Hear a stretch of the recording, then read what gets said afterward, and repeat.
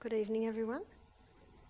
And I'm glad that you're here tonight, because what you're going to learn tonight is how to look after your heart. The proverb says, keep the heart with all diligence, because out of it are the issues of life. How can we keep the heart with all diligence? I'm going to be looking at a couple of things tonight. I'm going to show you how to keep the heart with all diligence, but I'm going to also show you about the issues of life. What do you think the issues of life is? The issues of life is the blood that's, of course, being pumped by the heart. And when our heart stops, we stop. So there are many things that you can do that can keep that heart strong.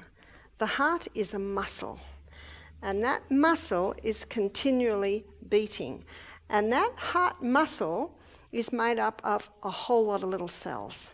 So to understand how the heart runs, to understand what it needs, to understand what weakens it, to understand what strengthens it, we need to go to the CBD, the Central Business District of the human body. So here is our cell, and this week we've been looking at the glucose coming in. Last night we looked at insulin. And we had a look at the fact that insulin is the key that unlocks the door to get the glucose into the cell. And once the glucose goes into the cell, it goes through a 20-step pathway. And that 20-step pathway gives us 2 units of energy. That's why we eat, isn't it? So that it breaks down in our gut, gets transported to the liver, which sends it to the cell. Now, the end result of the 20-step pathway is a chemical form of glucose called pyruvate. Pyruvate is the chemical form of glucose that gets fed into the powerhouse, called the powerhouse because this 8-step pathway delivers to us an amazing 36 units of energy. What makes the difference? How come an 8-step pathway gives us 36 units of energy and a 20-step pathway only gives us 2 units of energy? It's oxygen. So you could call this pathway anaerobic pathway because it uses oxygen, whereas this pathway is an anaerobic pathway because it doesn't use oxygen. So obviously, by looking at this, if our heart muscle, which is made up of all these little, specifically we'll look at muscle cell, if it's getting enough oxygen, can you see that it is going to be stronger? Can you see that it is going to pump more efficiently? So how can we ensure that our cells are getting enough oxygen? Well, there's a few ways that you can ensure that the heart is getting enough oxygen, and that is by the way that you breathe.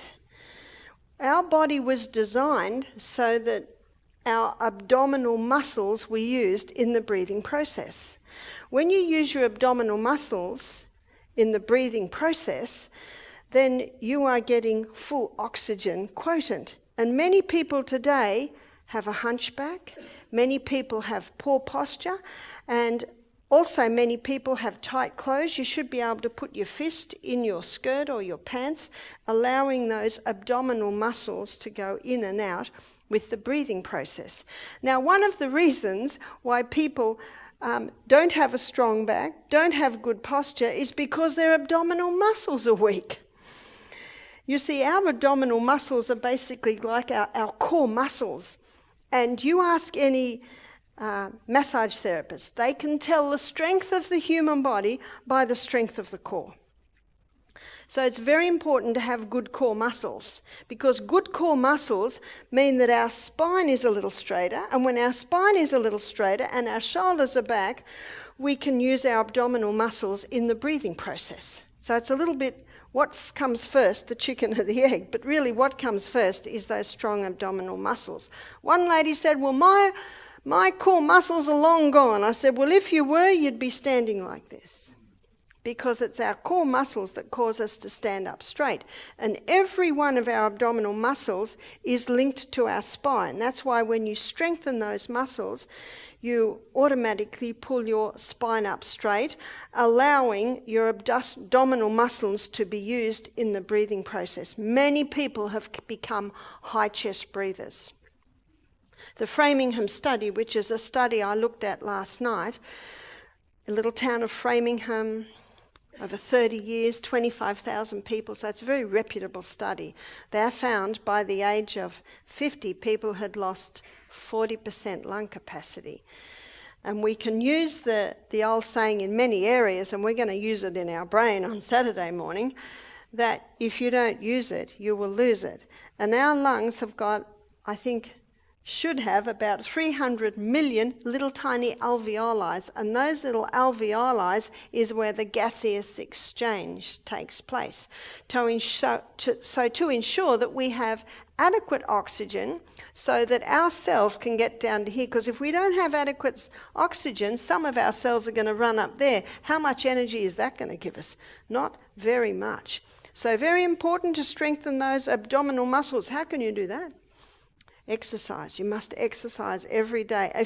Are you familiar with Pilates stretches? You can Google Pilates, you can get a Pilates DVD, you can actually go to a Pilates class in most cities once a week and start to strengthen those abdominal muscles. You wouldn't think I would be going to be talking to you about abdominal muscles when I'm talking about the heart.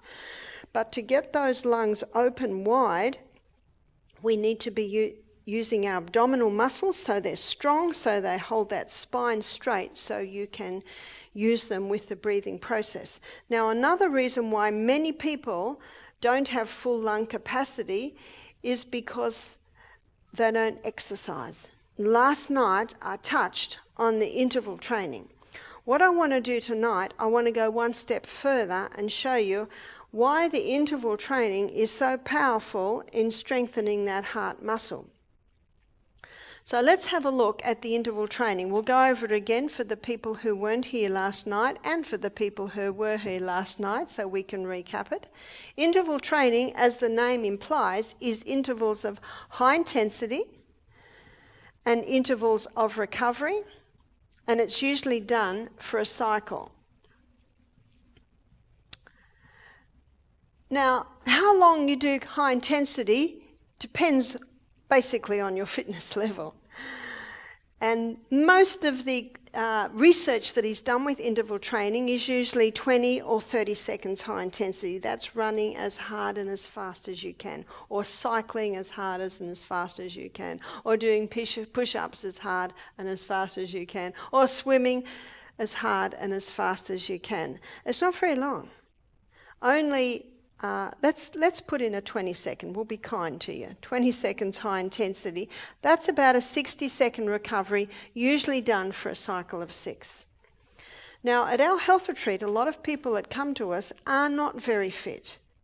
And I thought most of them cannot do a 20 or even 30 seconds high intensity. And then I heard of a talkback radio show that talked about this, and they were doing 7 seconds high intensity, 14 seconds recovery for a cycle of 7. I'm immediately interested because I'm a Bible student. And if you look at numerology all through the Bible, the factor of 7 comes up many times. And you look at the human body, 7 holes in our hands, 1, 2, 3, 4, 5, 6, 7, 28 cycle in a woman's cycle, 7 days in a week. The factor of 7 is woven all through. So I love the 7 number. I also knew that anyone can do a 7 seconds high intensity. Now remember, this is going really hard and fast. In his book Pace, Dr. Al Sears, he talked about a lady who was 58. She's very unfit. She did 7 seconds high intensity and she needed 15 minutes to recover. I tell you that because if you're that, it's all right, because if you keep doing it every day, you will find that your recovery time will get less and less and less. And your fitness is not determined by how hard and fast you can go, but how long you take to recover. The reason why Dr. Al Sears' book is called Pace, and the letters mean progressive. That's the P, progressive. Because as you do it, you will get fitter, you will get stronger, your recovery time will be less, you will be able to go further and further time, and you'll be able to put more of the cycles into your interval training exercise. But the exciting thing about this, it is so quick. It's just a tiny little nugget of a day. You can actually do it for about 15 minutes a day. That's exciting, isn't it? Because most of us, and this is the biggest complaint I have at Misty Mountain Health Retreat, people say, well, I was exercising, but I just don't have time. Do you know you don't have time not to do this? If you want to enjoy the latter days of your life, you've got to start implementing this interval training. Because remember, we're training for something more important than the Olympic Games. We're training for life. And we're training for those latter years of life. So let's have a look at pace. Progressive acceleration. You are moving. This is no gentle stroll.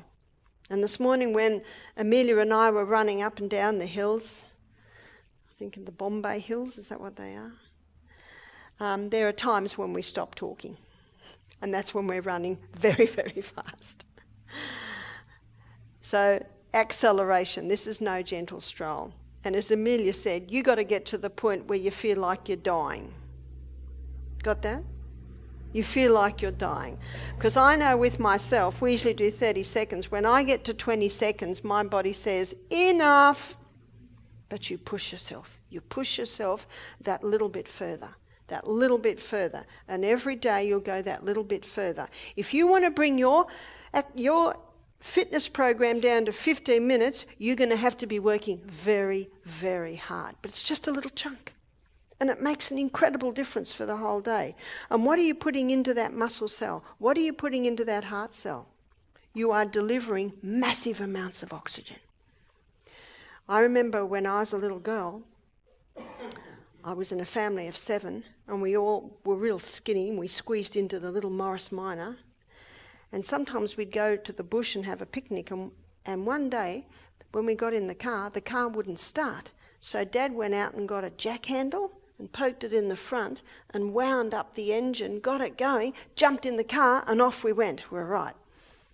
Do you know that's what this does in the morning? It's like you're getting the jack, maybe it's a very old illustration, and you're winding up that body and it'll run at a more efficient and effective rate all day long. That's why the morning is the best time to do it. So let's look at pace. Progressive acceleration, cardiopulmonary. The C is talking about cardio. We have our fitness coordinator at our health retreat. His name's Howard.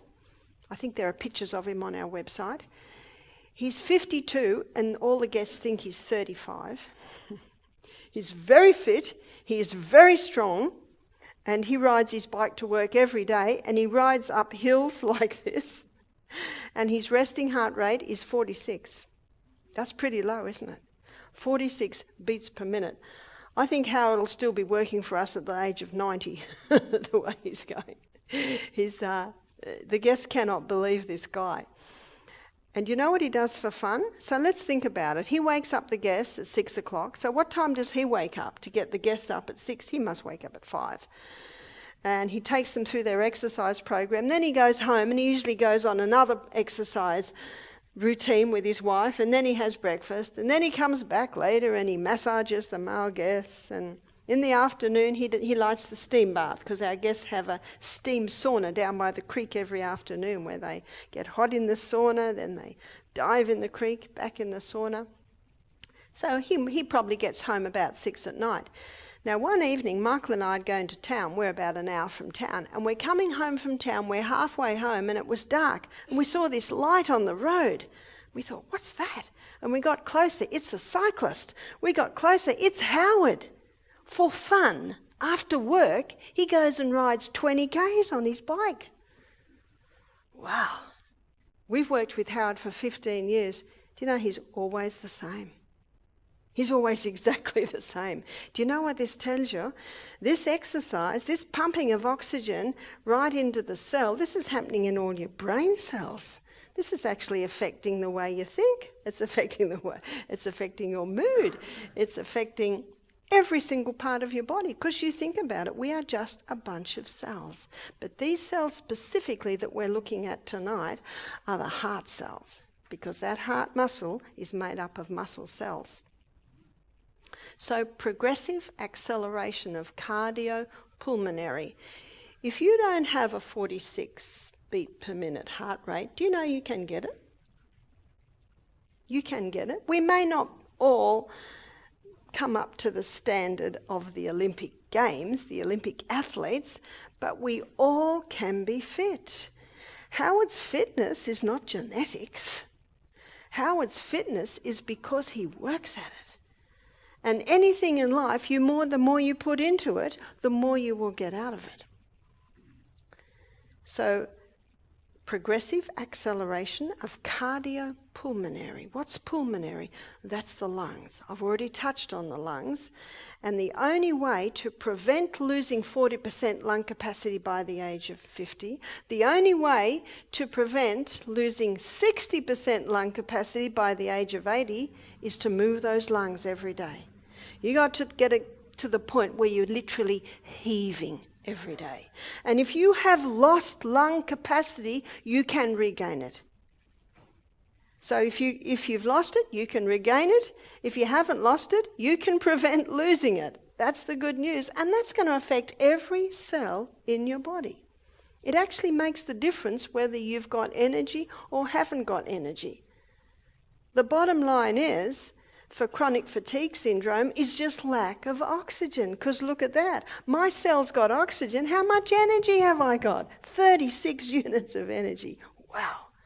Compared to 2 units of oxygen.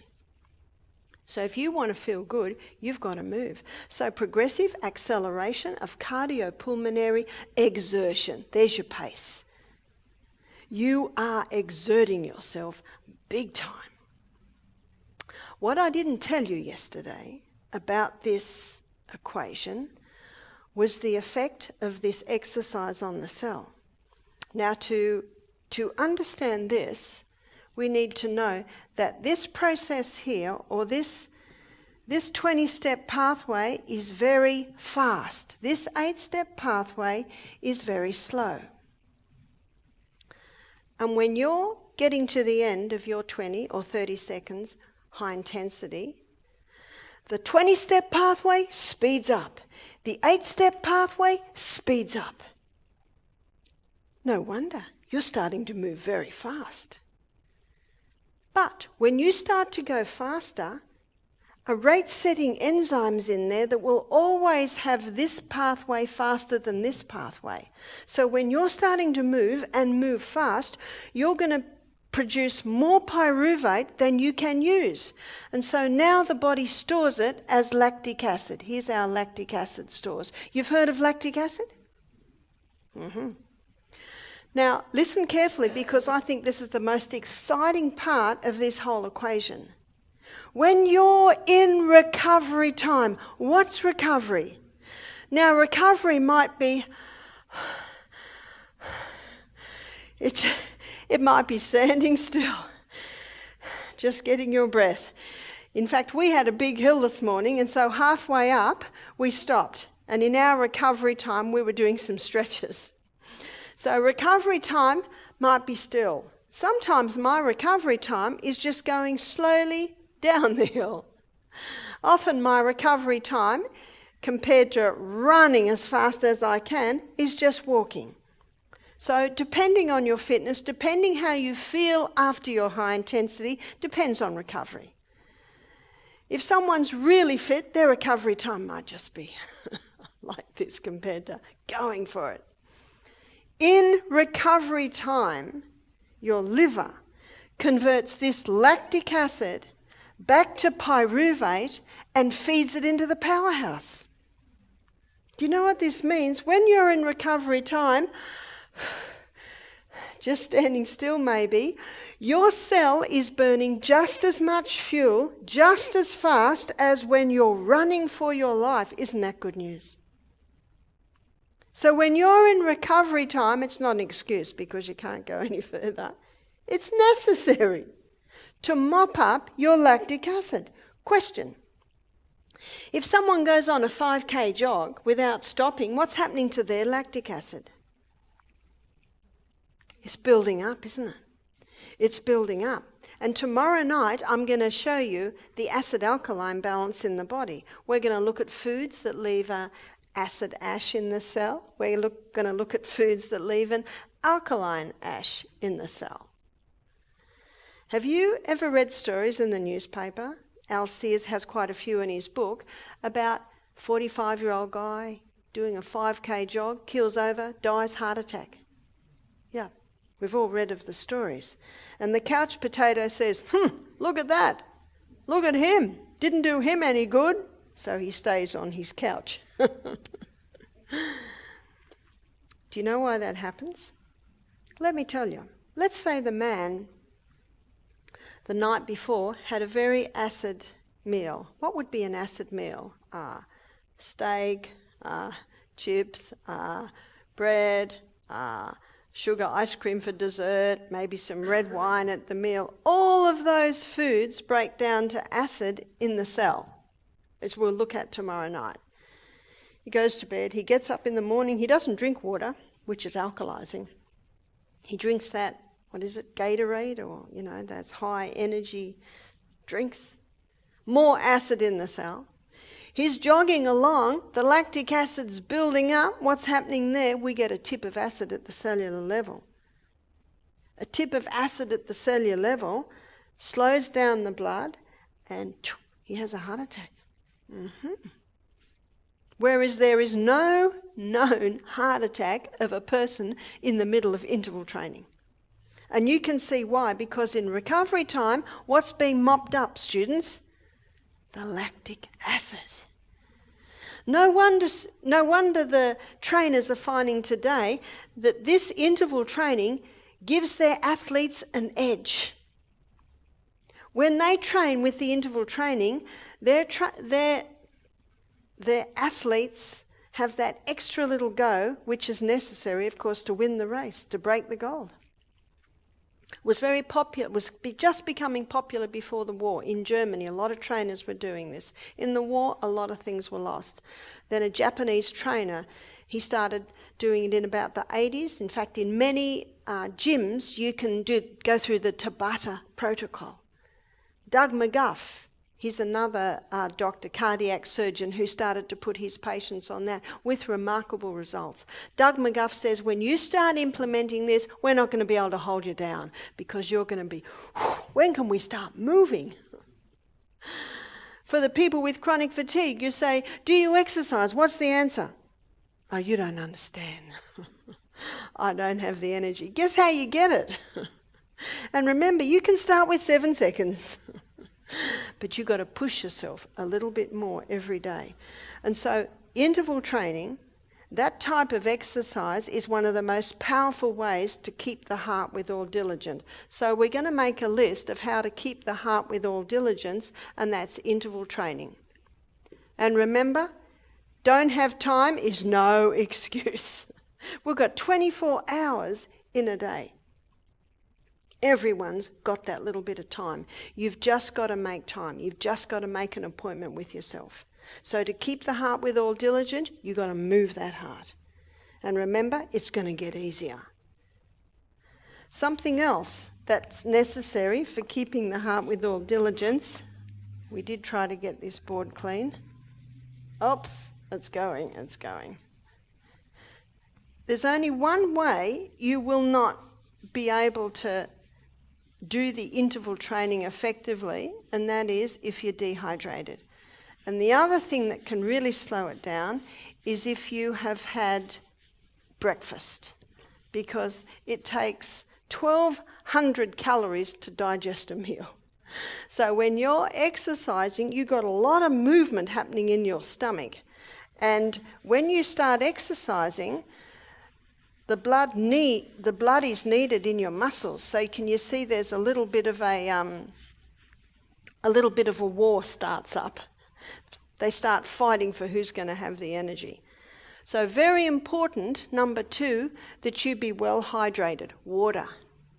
The water loss in a day is about 2.5 litres. That's 1.5 litres out through the kidneys, 0.5 of a litre out of the skin, 0.3 of a litre out of the colon, and 0.2 of a litre out of your lungs. That's 2.5 litres a day.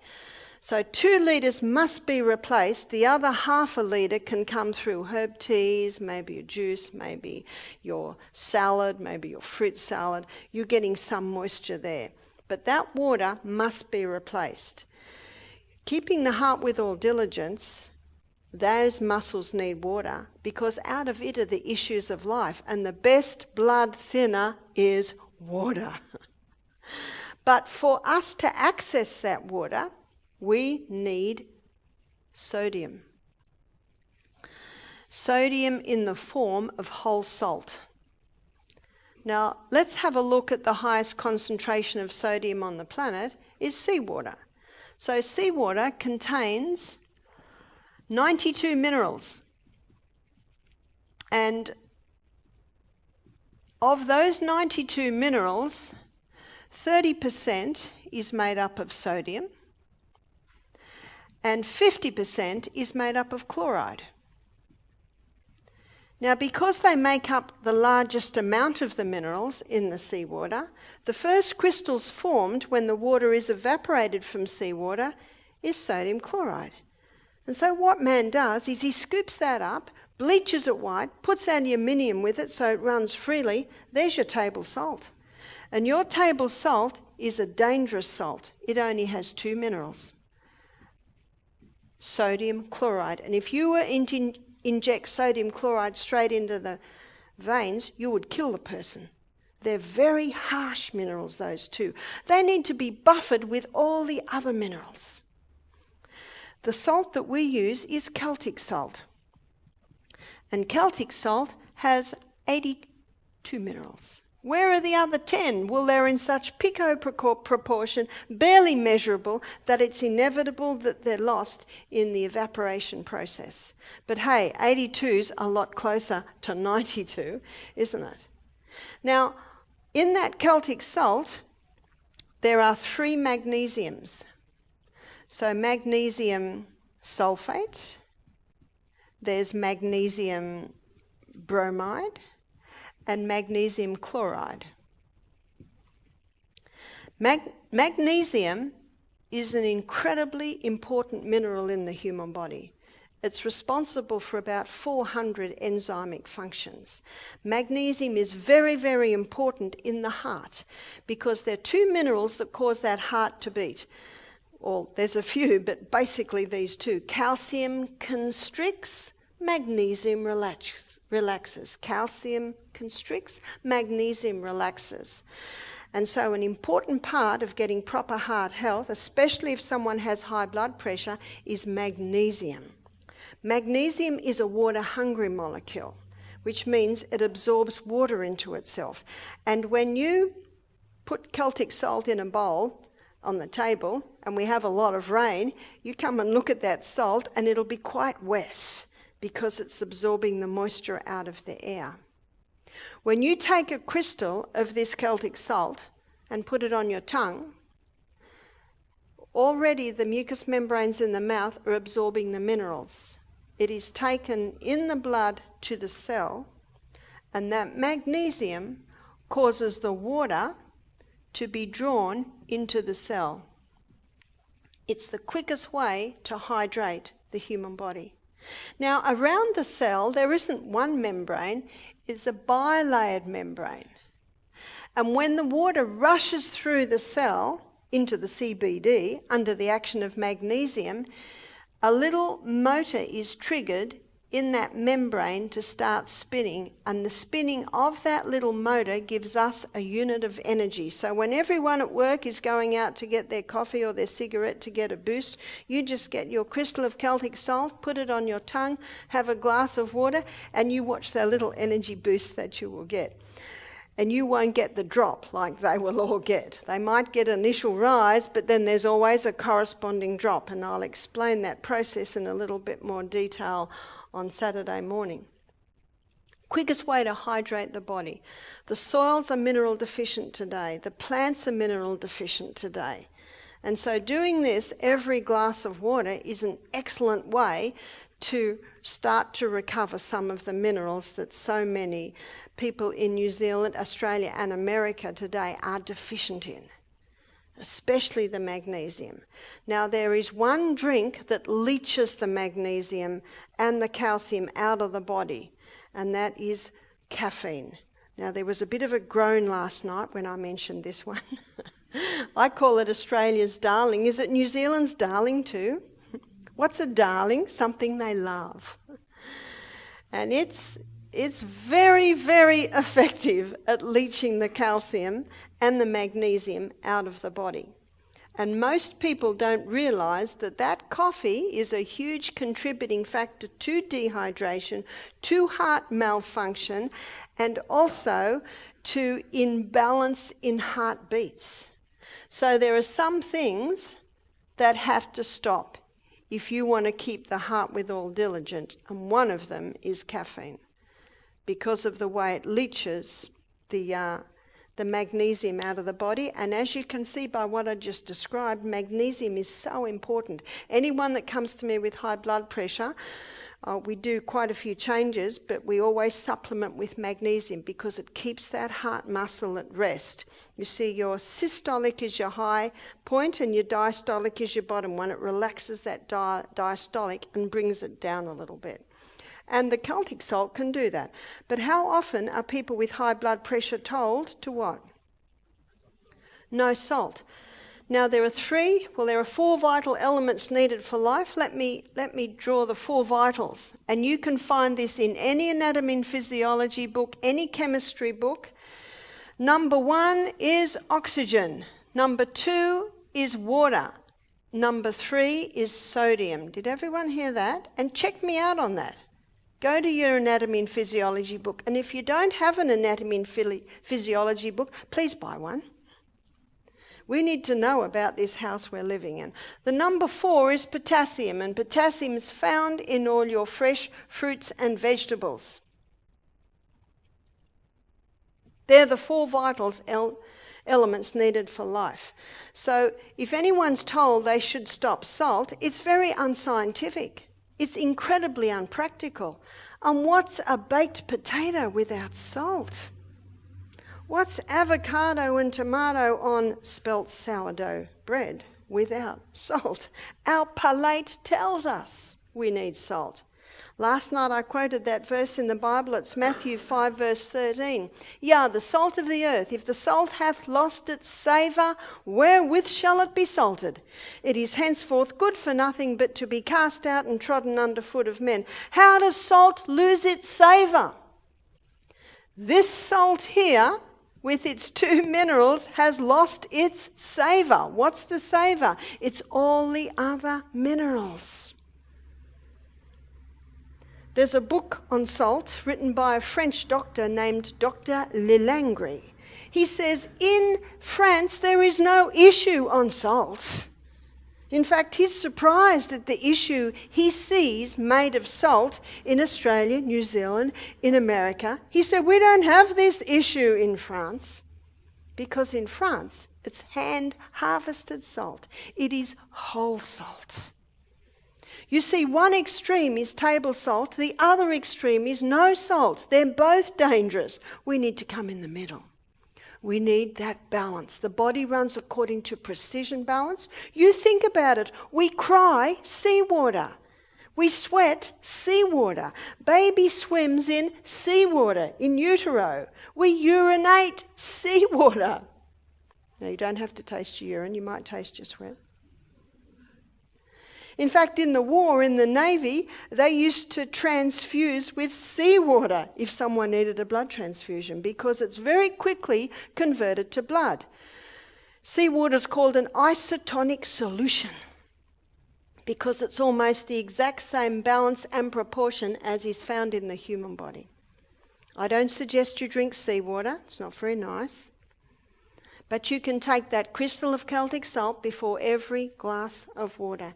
Dr. Robert Thompson, in his book, The Calcium Lie, he maintains it's impossible to overdo it, and he maintains that you need to do that every glass of water just to replace the minerals that you lost yesterday.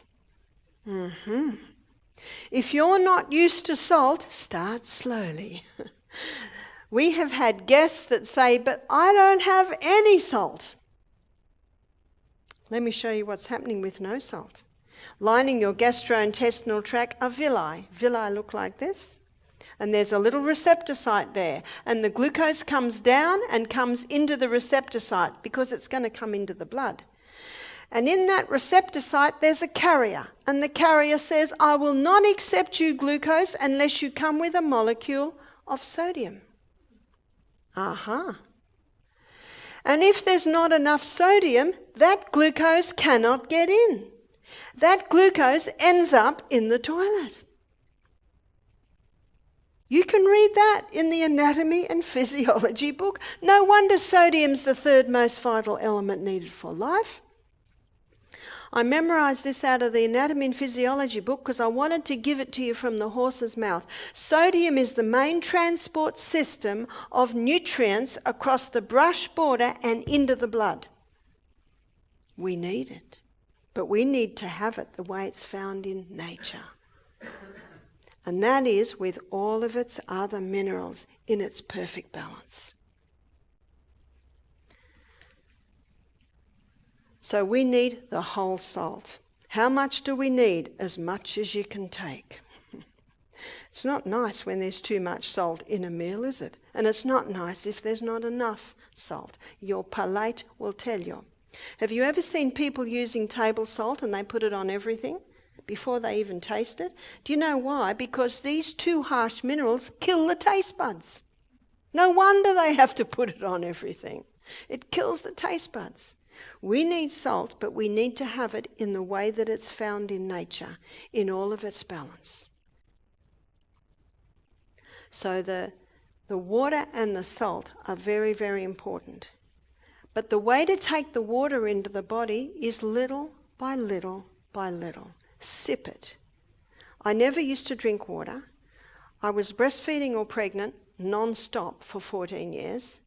So I am an expert on breastfeeding, child raising, childbirth, because I did it for so many years. And I helped many, many people because of my experience. But I didn't drink water. I didn't think I need to. I would just have a cup of tea or a cup of Echo or Caro. I thought I'm getting enough through my fruits and vegetables. Do you know, I often used to get migraines and headaches. Whenever we travelled, I'd get headaches. I hated travelling in the car. I'd always get headaches. I got colds often and I'd get terrible sinus. And then I started to study the body. And then I started to study how much water we are.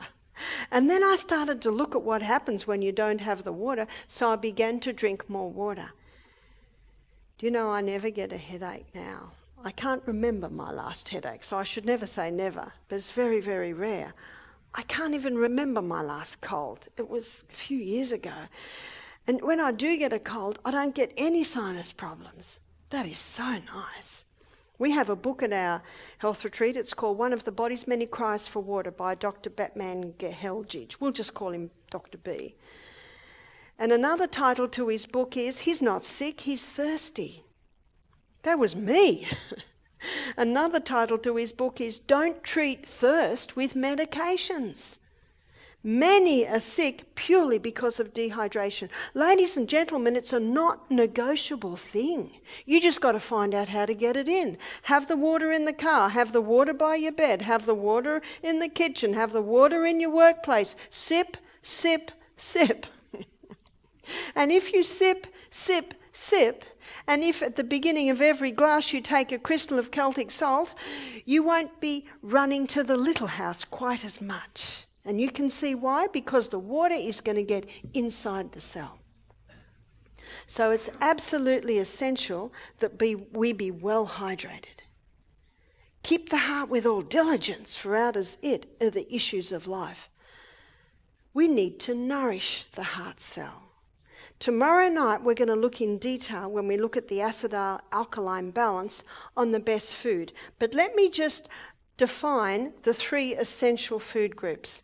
So here we have the three essentials. We touched on this last night. One essential food group is fibre.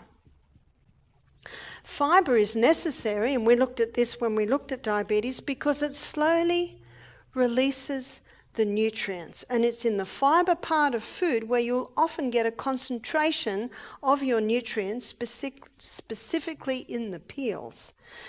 Another essential is protein. Once you take the water out of the body, the next most prominent nutrient is protein. You cannot heal without protein. The new cell is built up with protein. And the other essential is fat.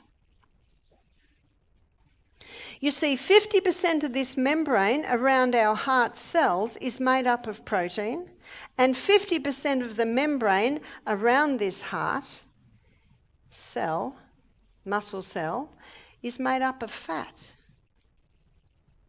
But many people stop fat because of cholesterol, am I right?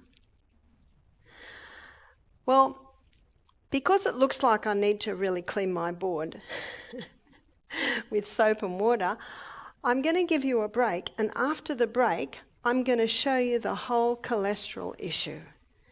And you might have seen the Catalyst show a couple of years ago where they showed that cholesterol does not cause heart disease.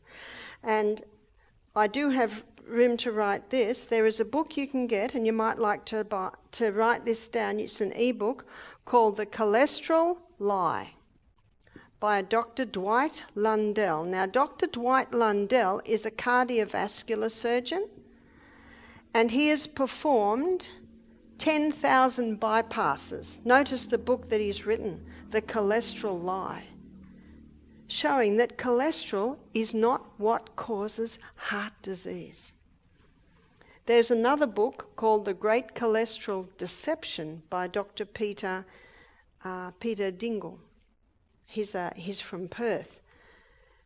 And if you looked at the show on Catalyst, I don't know whether anyone looked at it on iView, last August, Fat or Fiction, it shows there that cholesterol is a non-issue. Cholesterol does not cause heart disease.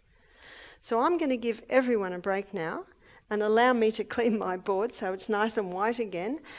And when we come back, I'm going to show you what cholesterol is, and I'm going to show you how it works in the human body. Remember the old proverb, Proverb 14 verse 6, knowledge is easy to him that understands. To have a look at cholesterol because there's a lot of really misinformation about cholesterol.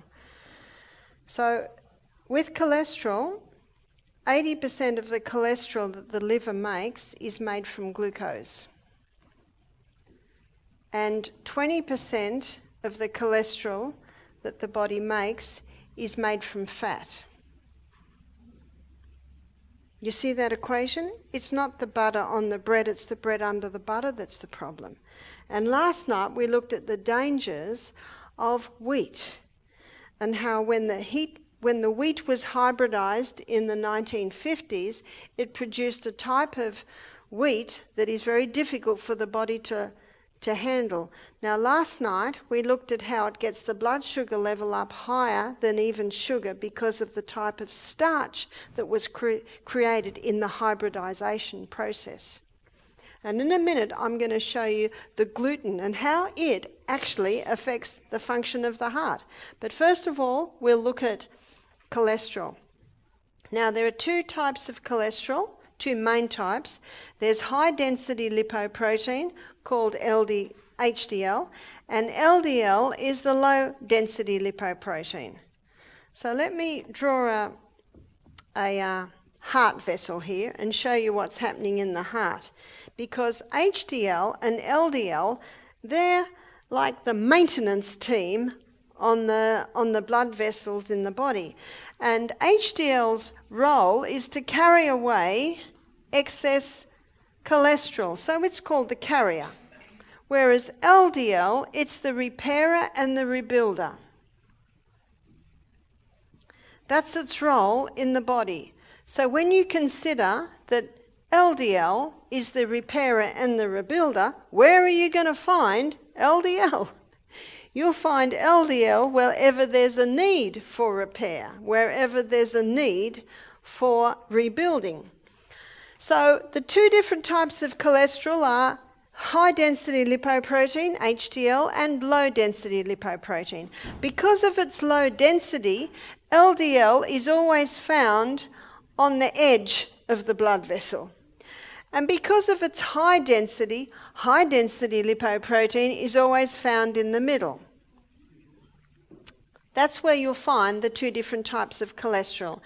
Now let's say a person is a smoker, 4,000 chemicals in one cigarette, and that can cause damage in the arterial wall. So the chemicals in cigarettes can cause a hole in the arterial wall. Mercury, it's a neurotoxin. It can cause a hole to be made in the arterial wall.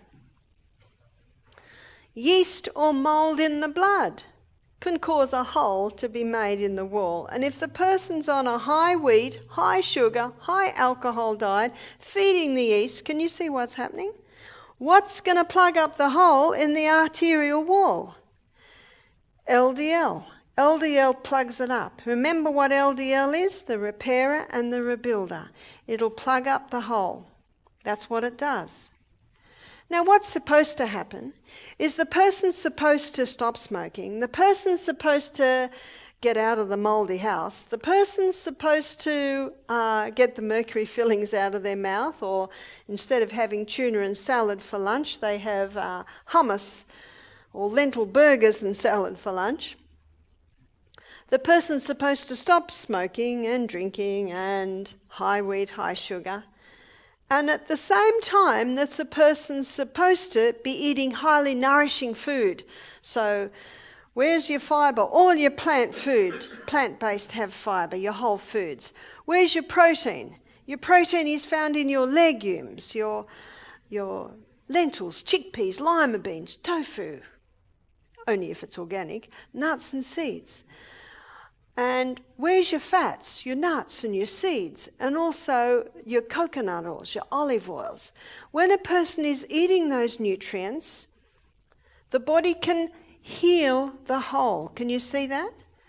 All those nutrients basically are all the building materials that the body needs to heal the hole. And then HDL comes along and takes away the excess cholesterol. Can you see how these two work together in maintaining the arterial wall? And often LDL is blamed as the bad cholesterol.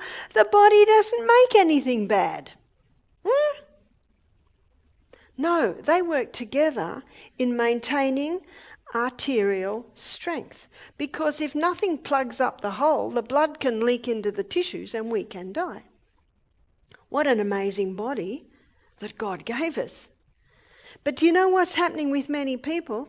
Many people don't realise what the smoking's doing to them, or the drinking, or the wheat, or the sugar, or the mouldy house, or the mercury fillings in their mouth. Many are sick through ignorance. So they continue. And the person's so busy they don't have time to cook the lentils, and all they've got time for is cereal, or the quick sandwich for lunch, or the quick pasta 2-minute noodles for tea. And so they don't have the nourishment needed to repair the hole. Not just plug it up like LDL, to actually repair it so HDL can be taken away. And so what's happening in the arterial wall? It's building up and up and up and up and up and up. So what's happening in the arteries? It's called atherosclerosis or arteriosclerosis.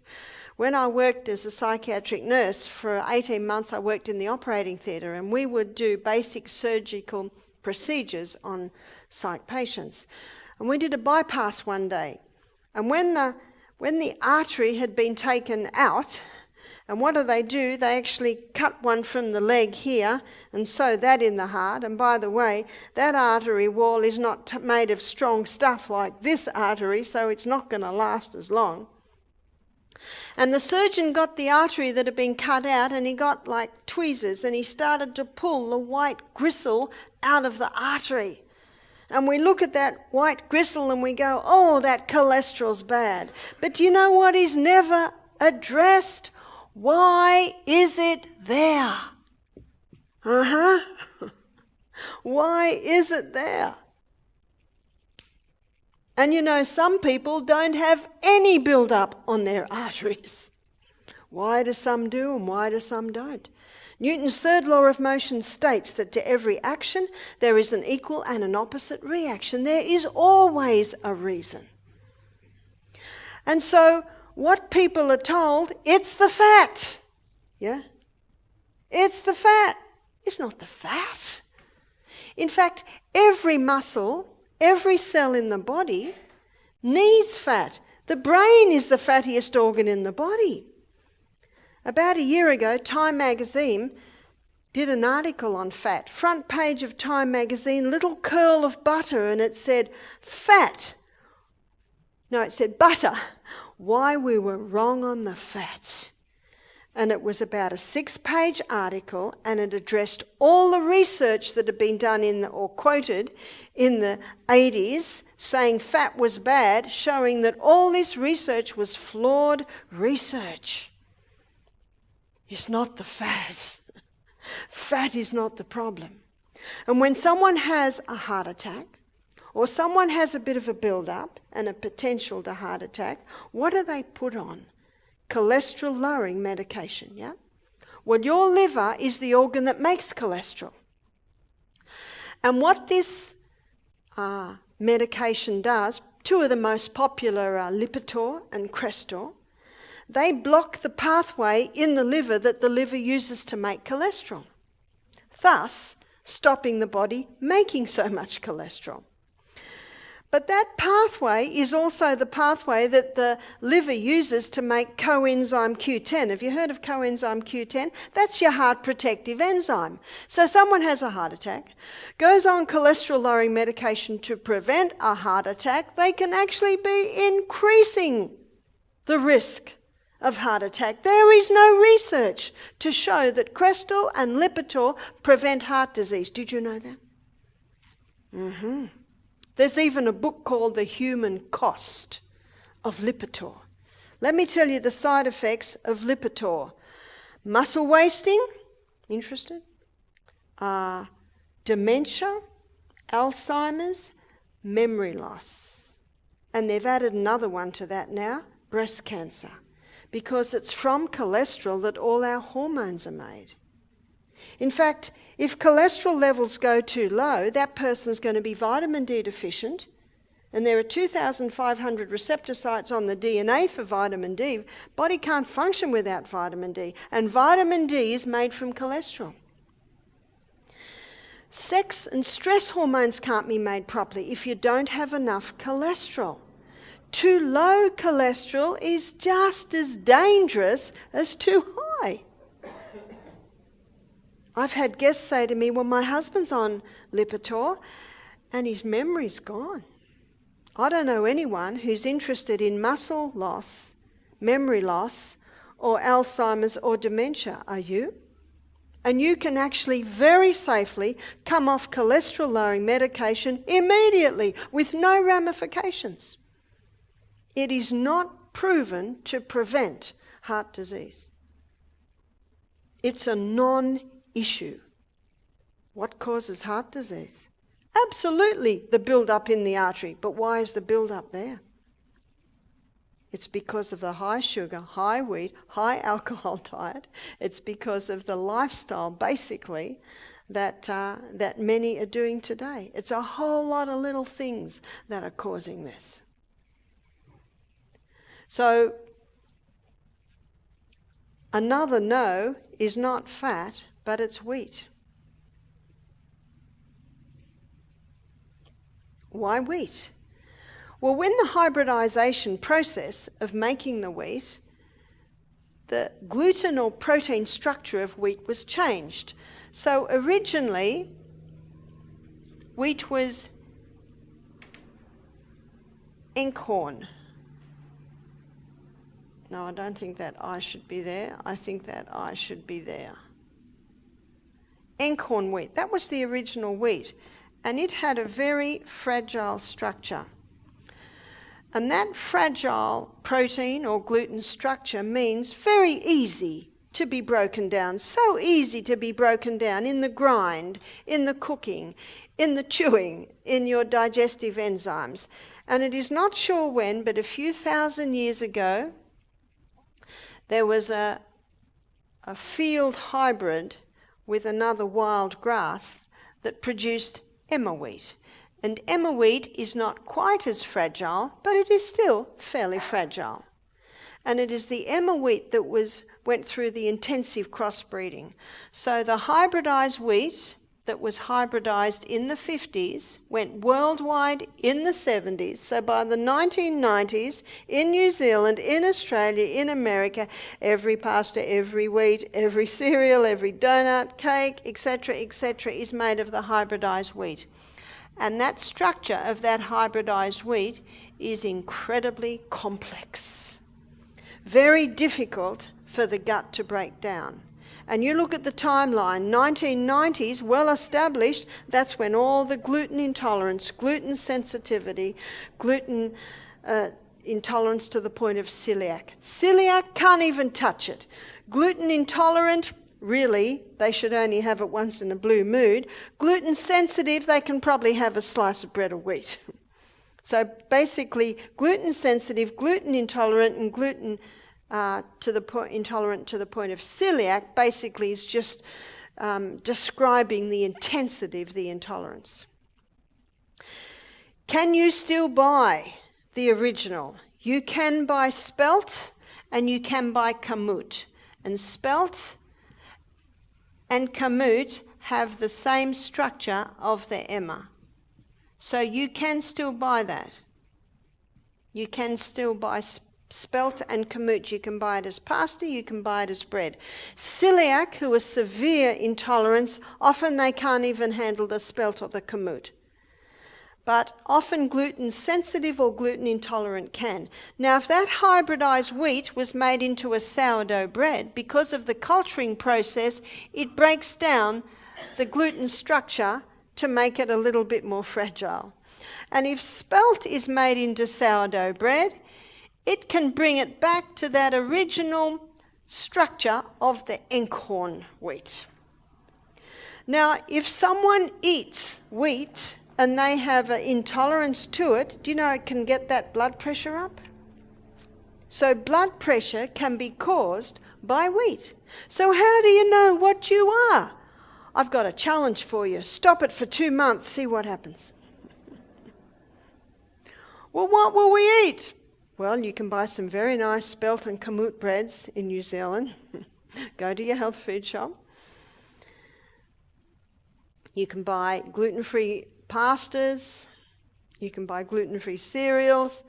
But as you saw in my lecture last night, and by what I explained before the break, the 3 main essential food groups are your fibre, your protein, and your fats. What we need to do is get the carbohydrate part of our diet down, down, down. So what do we eat? Well, I'll tell you what I ate today. For breakfast, I had some New Season apple, I had some nectarine, I had some almonds, I had a gluten-free bread that had been bought that had buckwheat and some very nice grains in it. I had olive oil on that, I had avocado on top of that, and I had black-eyed beans on that. Very high in fibre, everything had fibre, generous amounts of protein and some healthy fats. And then I'm not hungry again. I think we ate at 8 o'clock today, and I think we had lunch at 2:30, something like that. You're not hungry till then. Fantastic, because those foods keep the body going. They slowly release the nutrients. What did we have for lunch? Well, we got some magnificent fresh corn, so we all had a big cob of corn each. We had a big salad with avocado. We made a guacamole, mashed up the avocado with some oil and salt and lemon juice. And then we had baked sweet potato. You call it kumara. And then I blended up cashews to a milk with garlic and salt. And then I cooked broccoli in that and I'd already cooked some chickpeas, which I'd rinsed well and put into that. That was our lunch today. It's 8:15. I'm not hungry, and I don't expect to get hungry again. Can you see that food takes you the distance? Very low carbohydrate. When you eat like that, you hardly need bread. So no caffeine, no wheat, and no refined sugar. Refined sugar is dangerous. It clogs up the arteries. It makes the blood very, very sticky. And you can get so many delicious sweeteners like honey and maple syrup and even the coconut sugars. There's no need to go to the refined sugar. Alcohol is bad news on the heart, and tobacco. They must stop if you want heart health, keeping the heart with all diligence.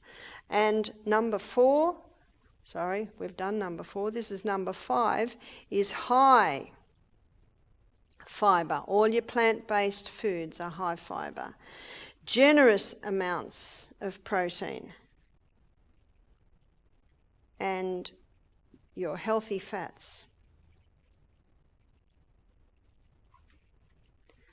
Now, there are 2 herbs that work very well in strengthening the heart. And you may have heard of this herb. It's number 6 we're up to. It's the hawthorn berry. And I wouldn't be surprised if you've got hawthorn berries growing in New Zealand, because in Australia they grow in Victoria because they love the cold climate. I think they're originally from England.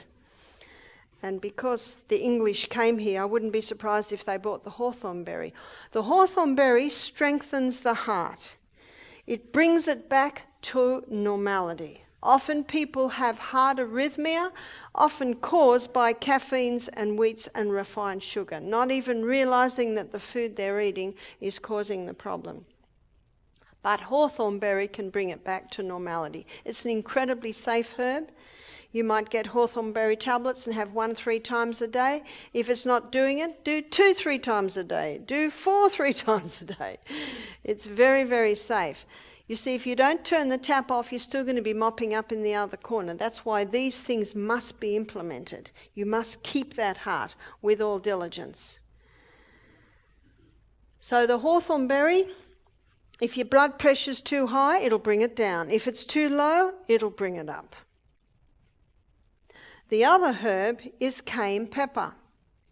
Now, cayenne pepper is one of the most powerful blood thinners that there is. About 15 years ago, at our health retreat in Melbourne, the chef was giving a cooking class to 15 guests, and I got a call. Lady had had a heart attack. She was about 80. She'd already had a couple that year of minor ones. So I ran. I was at the health centre in 3 minutes. The guests are standing round, terrified, of course. The lady's on the ground. She's totally pale. She was half conscious. A guy was holding a pulse. He said, the pulse is almost gone. I said, quick, get the cayenne pepper. I quickly got half a teaspoon of cayenne pepper and put it in her mouth. She was half conscious. I said, give me a bit of water. She was able to drink a little. And it must have been 2 minutes, and the guy holding a pulse yelled out, the pulse is strong. I looked at this lady, all the colour had came into her face, and she sat up and said, what happened? It was absolutely incredible. I'd read about it, but now I saw for myself. And everyone standing round was going, whoa. I said, no, it's not me, it's the cayenne pepper. Now, we sold out of cayenne pepper that program. Everyone was absolutely amazed. What did it do to that lady? What it did to that lady, now remember, it takes 1 minute for 1 drop of blood to go right round your whole body. And when we put the cayenne pepper in her mouth, the sublingual glands under her tongue immediately absorbed that cayenne pepper. So it took 1 minute to go round the body, and when that cayenne pepper went into the blood, it thinned the blood. It opened all the little capillaries and got a powerful delivery of blood all through the body. Amazing. Doesn't it burn? Feels like it does, but it doesn't.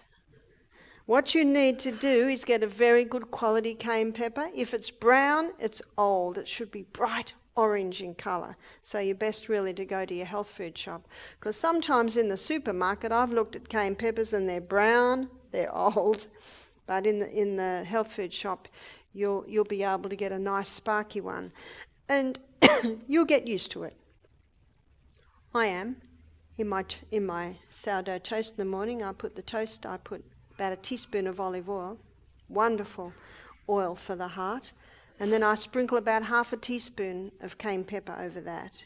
Then avocado, and then black-eyed beans helps, softens the blow when you sandwich it. Some people love it. And some people think, I don't want to have every mouthful hot. What you can do, I say start with 1/4 teaspoon and a little bit of water and just throw it down. It'll tingle, but it'll settle down in a few minutes. And have that 3 times a day. You can even build up to 1/2 teaspoon 3 times a day. There's a book called Back to Eden by Jethro Kloss. And there are 10 pages in that book devoted to cayenne pepper. And you can even Google a book. You can get it off the internet. I think it's the only way you can get it. It's called Curing with Cayenne by Sam Beiser. Remarkable book. This guy claims that cayenne pepper can even rebuild heart muscle. That's quite incredible, isn't it? You see, cayenne pepper brings blood wherever it goes. And remember what blood is? It's the life of the flesh. It's the river of life in the body. So keep the heart with all diligence, for out of it are the issues of life. So basically, when you look at the heart and you look at the blood, the same things help them both. Now, there is something else that is a very powerful blood thinner, and that is ginger. And you can have ginger as a tea. One of my favourite teas is to finely grate ginger and pour boiling water on it. That makes a delicious tea. Very sparky. If it's too sparky for you, just water it down a bit. And ginger is also not only a blood thinner, but it's a very potent anti-inflammatory herb.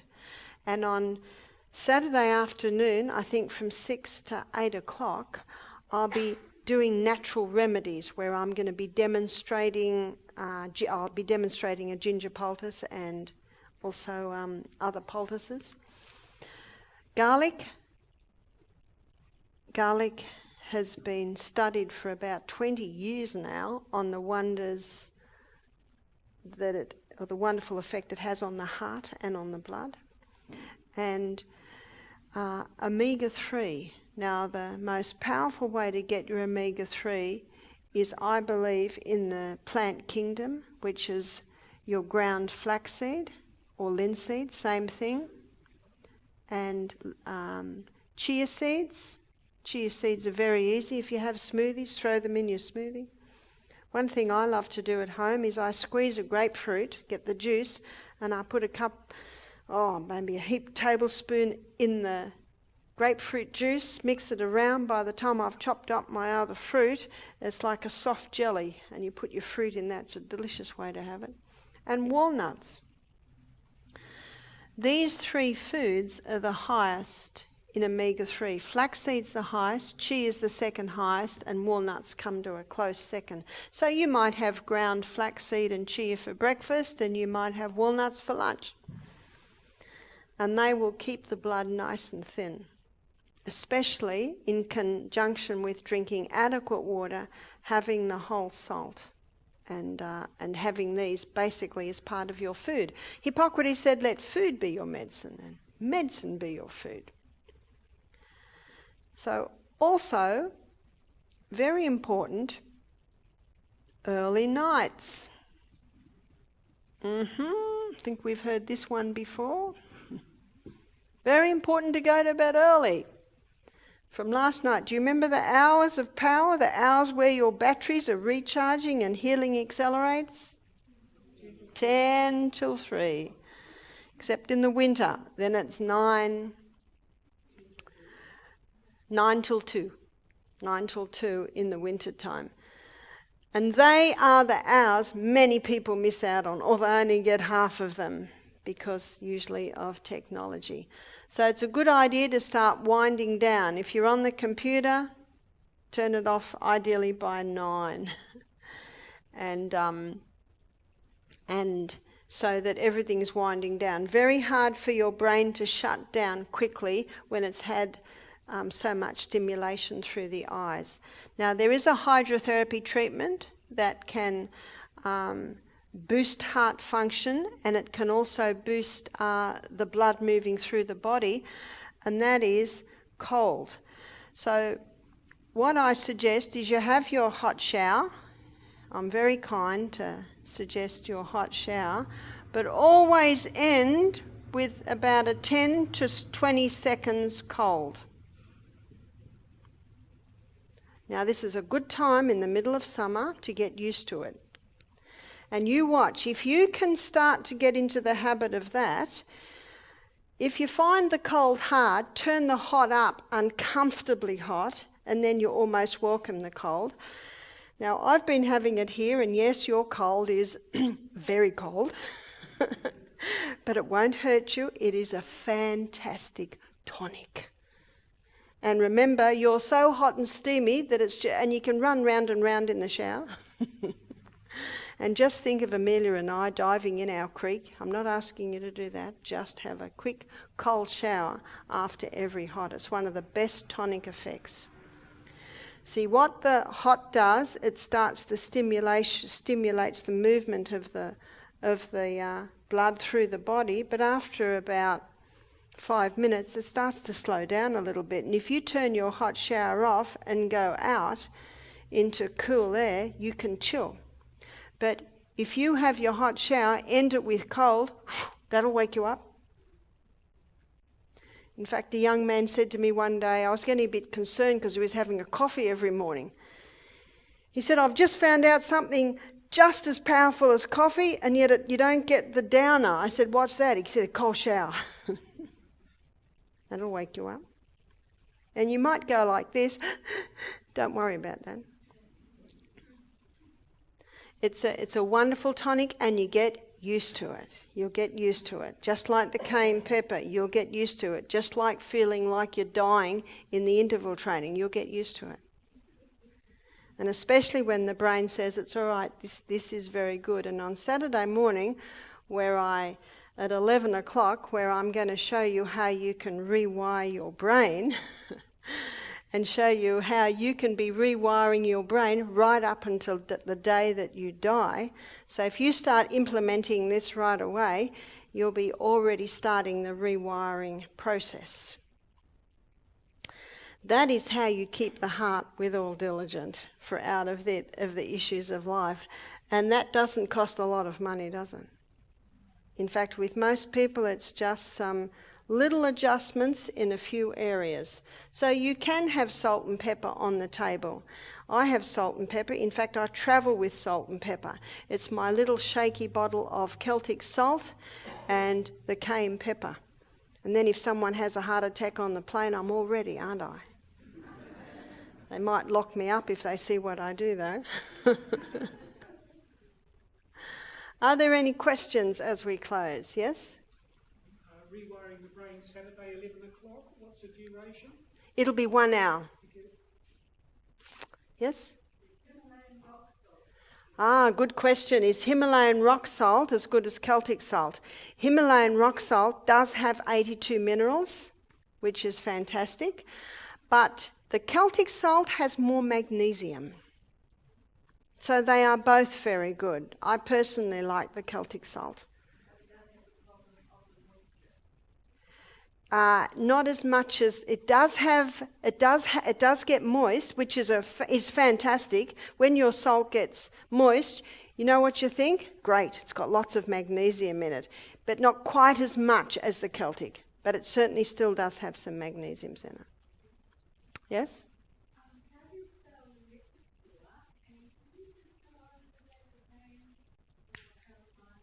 Sure. Lipitor, the side effects of Lipitor. You can go to the web and you can put in Lipitor and it'll put the side effects up for you, which is memory loss, Alzheimer's, dementia, muscle wasting and breast cancer. Well, when the muscles waste, they ache. That is true. So aching is one of the signs. It is a cholesterol-lowering medication. No. You have to get a script for that one. Yes? Baking soda. Baking soda. Is that supposed to be good for you? No. Tomorrow night we're going to look at the acid alkaline, and baking soda is probably one of the most alkalizing substance there is. But if you take baking soda by mouth, it'll just neutralise your stomach acid, because that's the only part in the body that should be acid, is the stomach. Now, Dr. Tullio Simoncini, he's an Italian oncologist that has been injecting sodium bicarbonate solution straight into cancers, and the cancers are gone. They can't survive in the alkaline environment. So unless you're a doctor and can inject the sodium bicarbonate solution, which of course we can't. But at our health retreat, when people come to us wanting help with cancer, we do sodium bicarbonate wraps. So it's a quite intense treatment. We use about 2 kilos of sodium bicarb, 5 litres of water. We duck towels in it and wrap the body in that. So sodium bicarb does have a place. Internally, I would only get someone to take it if they had stomach cancer. And I would only advise it, say, first thing in the morning and last thing at night when there's no food in there. So that's a specific there. And you can put sodium bicarb, of course, on the skin. Any other? Yes? What about caffeine-free coffee? The caffeine is not there, and often it's been extracted with chemicals, which means you've got chemical residue in there, and you've also got a few other chemicals still in there. So it's not really the best option. You had a question up the back?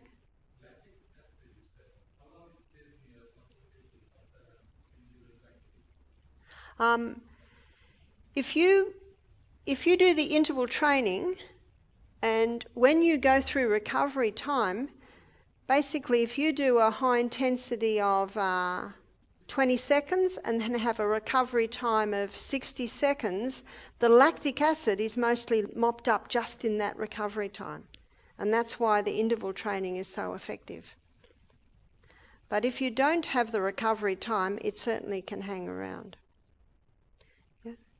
Instead of Lipitor, which helps to remove the clogging of the arteries, or the cholesterol, well, all the Lipitor does is stop the liver making cholesterol. So the Lipitor does not clean up the arteries.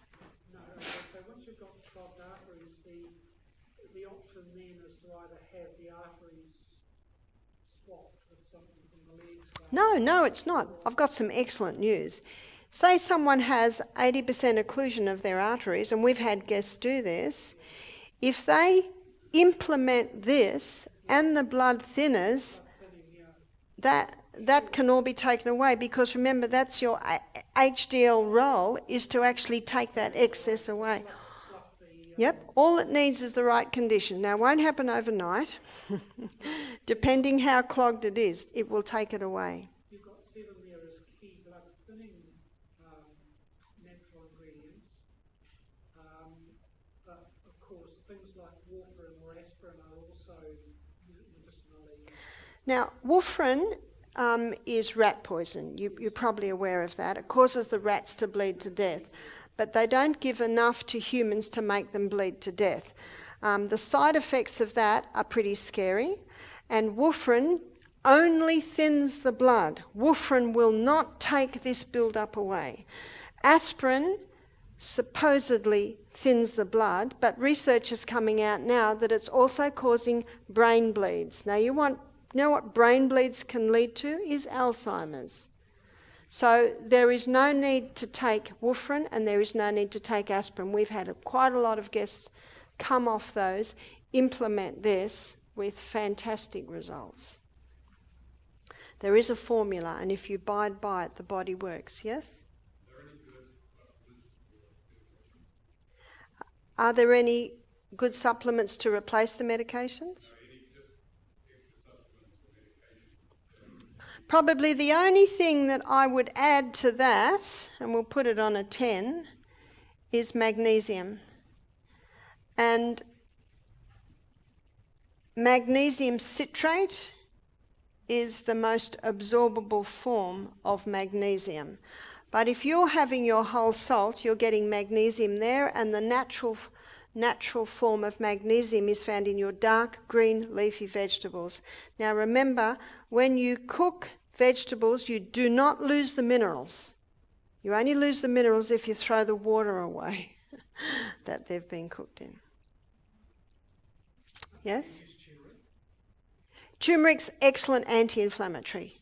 So I probably would advise turmeric, supplementing with turmeric more for arthritis to get the inflammation down. Yes? What do you think about frozen vegetables? Frozen vegetables.